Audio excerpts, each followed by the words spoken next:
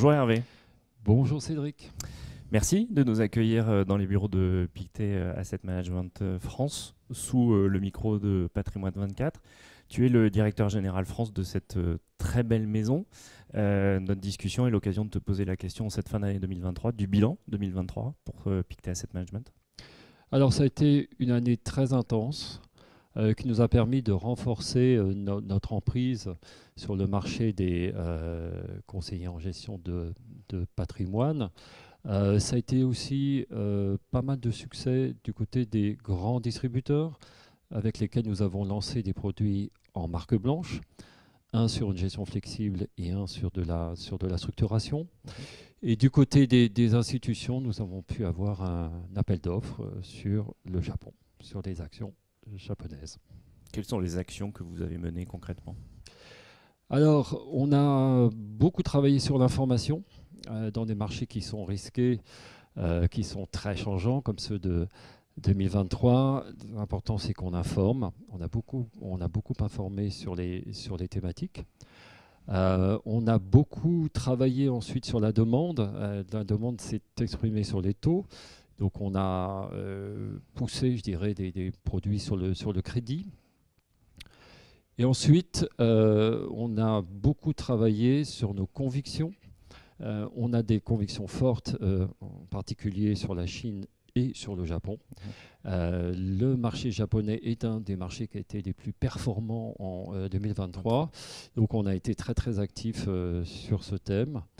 Enfin, sur la partie long-short, on a effectivement beaucoup communiqué, beaucoup de terrain. Pourquoi long-short ? Parce qu'avec les taux qui sont de plus en plus... Enfin, le consensus s'installe sur des taux plus stables, voire même sur une baisse. La gestion long-short devrait reprendre tout son intérêt. En 2023, c'est aussi un renforcement d'équipe ? Alors oui, on a eu un recrutement d'un jeune vendeur pour les CGP et puis on a un nouveau stratège qui est en fait le porte-parole de notre vision tant sur la macro que sur la location d'actifs. Si on parle choix d'investissement et qu'on parle plus de 2023 mais qu'on se projette un petit peu, on sait que la thématique et les investissements thématiques sont au cœur de votre offre et de vos solutions. Pour 2024, est-ce qu'on continue à parler thématique ou est-ce qu'on commence à parler un peu d'autre chose ? Alors on va parler d'autre chose, sachant que chez Pictet, il n'y a pas que les thèmes, c'est un quart de nos stocks. On a des expériences depuis très longtemps, enfin, depuis plus de 30 ans, sur la dette émergente, les émergents en général, sur le Japon, sur les taux. Donc l'idée de 2024, écoutez, on s'adaptera. Déjà sur les thèmes, ce qui est très clair, c'est qu'avec la baisse des taux ou au moins la stabilisation des taux, tout ce qui est croissance devrait marcher. Donc on va mettre l'accent sur les thèmes de croissance. Les thèmes de croissance, c'est les énergies propres, le numérique, digital, robotique. Tout ce qui a un fort contenu en technologie devrait très bien se comporter.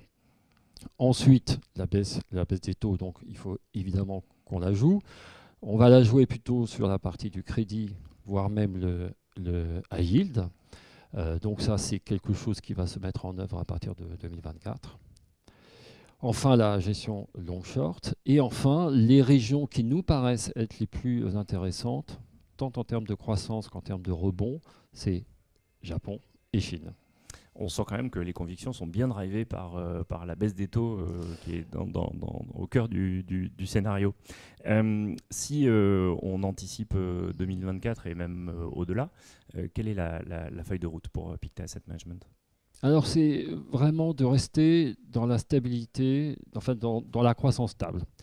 C'est pour ça qu'on mettra les mêmes ressources sur nos trois segments, les institutions, les distributeurs et les indépendants.